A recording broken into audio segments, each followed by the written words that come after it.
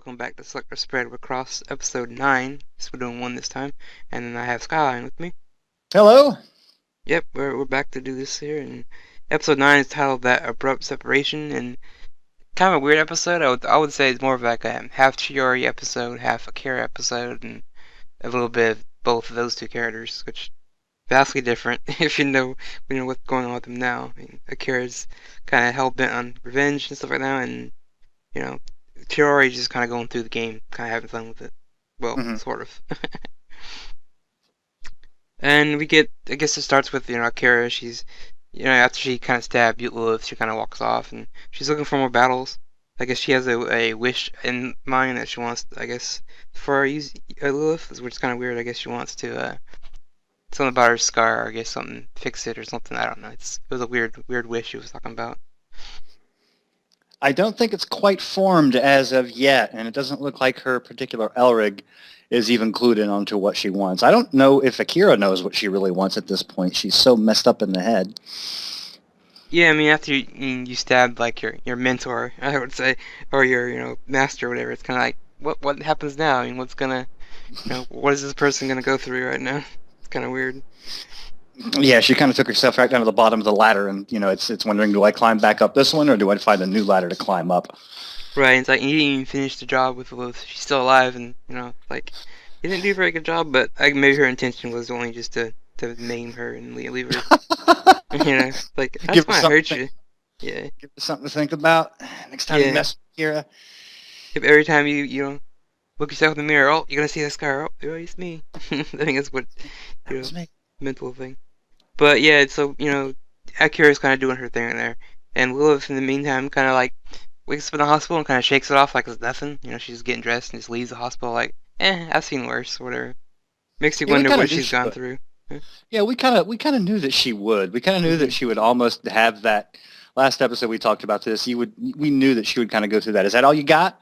Is that all you got? Kind of thing. Right, and yeah, and that's definitely what she's doing right now because she's acts like there's nothing wrong with her. It's like that's fine. I mean, maybe she's just real strong-willed, or like you said, just doesn't really care.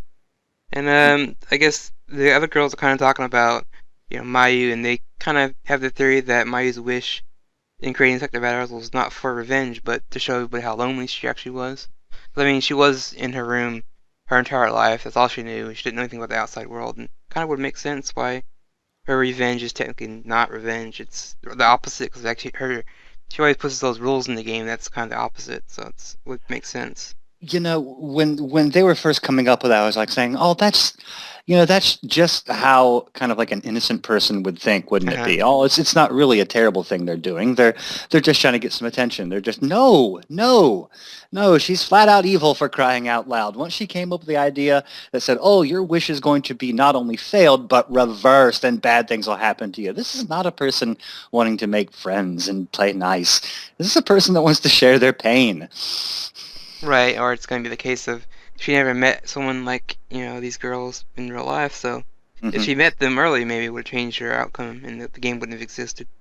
Like Hitoe said the last episode, we're dolls. We're nothing but dolls to her, and Right. children will do terrible, terrible things to their dolls sometimes. And now I actually see that would be an interesting, wish that, they could do. They wish that, maybe if Mayu wasn't sick, or maybe if I met her and we hung out and got the chance to talk, maybe they could alter the course, of, the WIXOSS game being created. hmm So, yeah. With the cycles they keep on going through about Eternal Girl going into Elrig, going back to being a selector, and all that whole cycling thing. I wonder if someone has made that wish before, and they lost Right, yeah. times. Yeah, that could make sense. I mean, Mayu might have had a friend, they battled and, the wish reversed. I want to be your friend. Nope, you can't be friends. Because of the Yeah, wish. because I've always thought that the card game itself of WeCross was just kind of like the vehicle about how whatever power or whatever magic is working in this world just kind of delivers itself. It's just kind of how things happen. It's the spell, but the magic behind it is probably more in depth than anything else. Right, yeah, that's true. And in the meantime, Chori, she's looking for battles. She's just, all the stuff she's seen so far, you would think it would scare her away from battling, but she's like, no. She still wants to do it, but I guess Hitoe kind of figures something out that if she loses and her wish is to be in the still in the cross world and all that, that it would go reverse. So technically she would hate the cross world and wouldn't know anything about it, and that would save her from being in the I guess cycle like we were just saying, which is kind of an interesting theory. I guess it would work. Hmm. They can't. I mean, they can't talk her young self out of that, can they? Yeah, they can't because she's just so Yeah. gun ho about the battle. That Yep. that's all she wants. And Well, it's yeah, for a kid her age, it's like the bad thing won't happen to me. It won't happen to me at all. right. And we do get a little bit of that. I mean, we find out why she's the way she is. Hmm. Because she saw it. When she met Elder the first time, she kind of got inspired to be like her, and that's why she kind of dresses the same.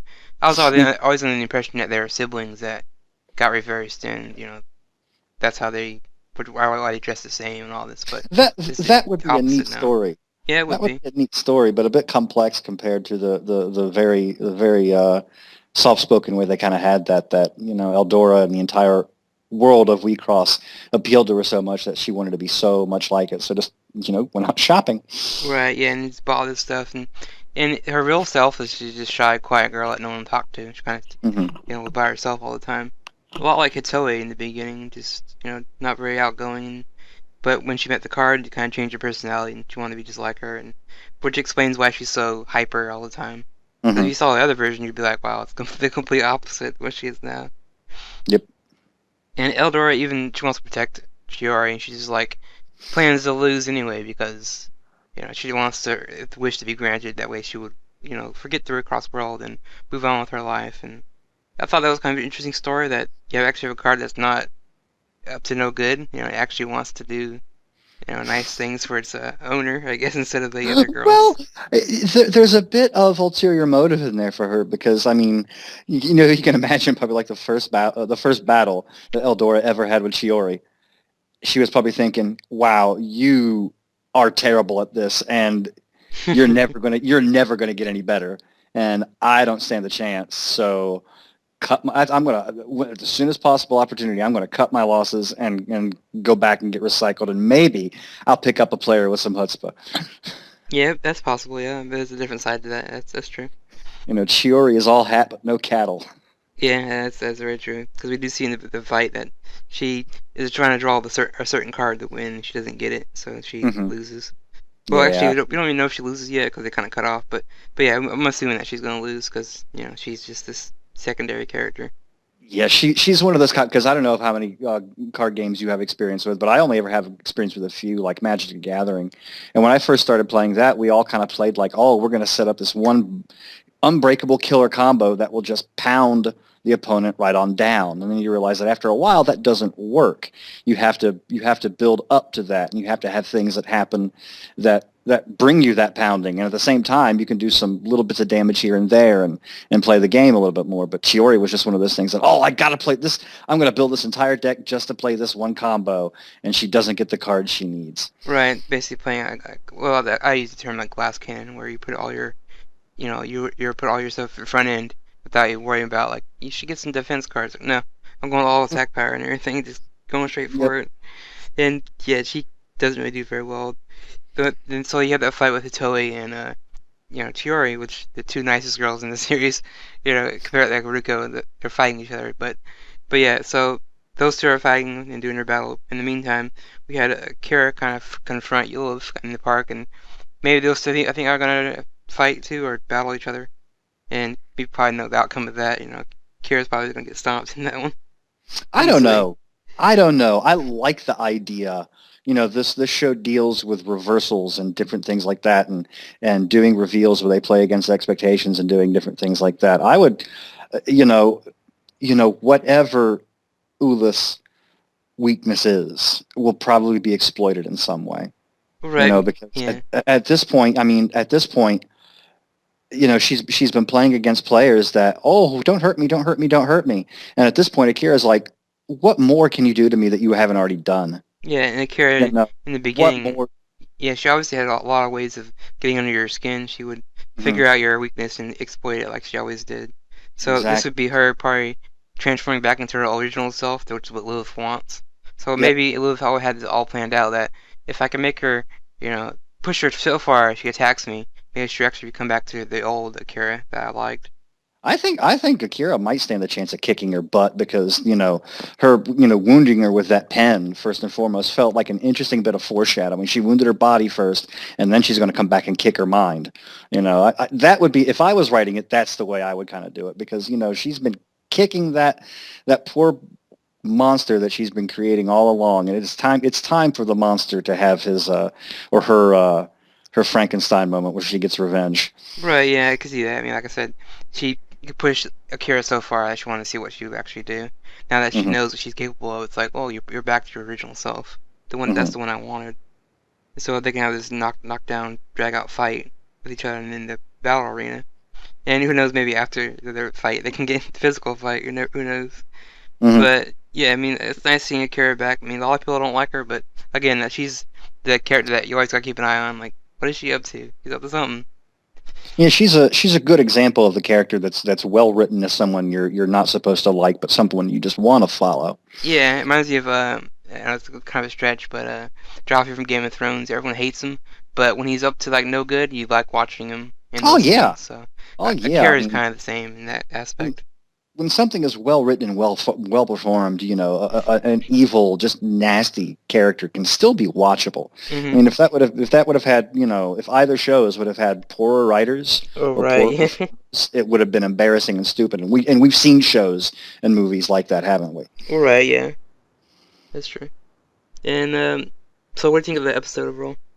Really good, really good. As I said, this show has had a rather slow build up in the start, so it didn't really grab it. And now, like, episodes 7, 8, and 9 to me have been really true to form.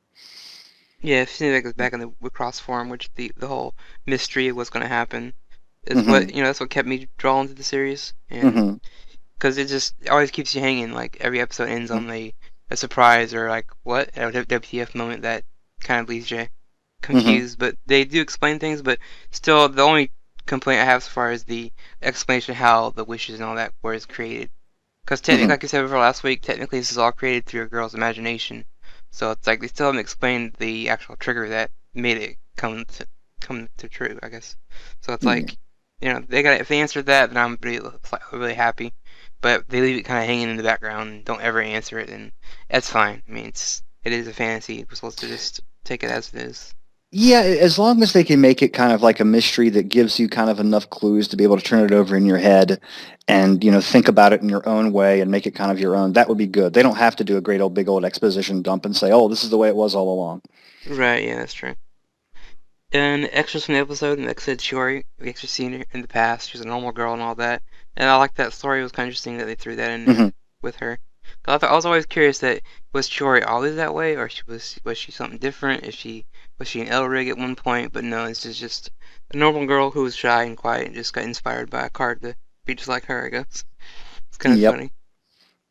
And Lilith is a boss basically, because she can't, you can't hurt this girl at all, like physically or mentally. But we'll see about what happens next week if Akira can, like you said, find that crack in Lilith in her armor and just break it. Like, oh, I figured it Yeah, out. yeah, yeah. There are some characters, and there are indeed some people who are just like, they're just like some of the nicest people you ever know, and Hmm. they just let any kind of insult, any kind of injury, just like, hey, I can take this and let it roll off their back, whatever. But Ulith is the exact opposite. She's so twisted and evil, and that's her sustenance right there. Right, yeah, she's been through the system so many times. I would say almost like, corrupted her heart, and she's probably so cold that anything that nothing would phase her probably. Hmm. And last thing I was gonna say that hugging cards makes them warm because there's a moment in the episode where where the girls are hugging the cards. I was just dying. I couldn't stop There was laughing. a it's official Oh art. god. It's one since this show will never have one of the few rare shows that will probably never have an onsen or beach episode ever. Right. I saw some official art online. You can probably poke around and find it, everyone. But it had Hitoe and Ruko in a bath with the two little buckets in front with with Ulith and Yuzuki kind of floating on top of them. Wow, that's funny. Hmm. It's pretty good. But they probably had some sort of, some sort of, card protection, something like that. Right, yeah. That's gonna, Because can't get them wet. yeah.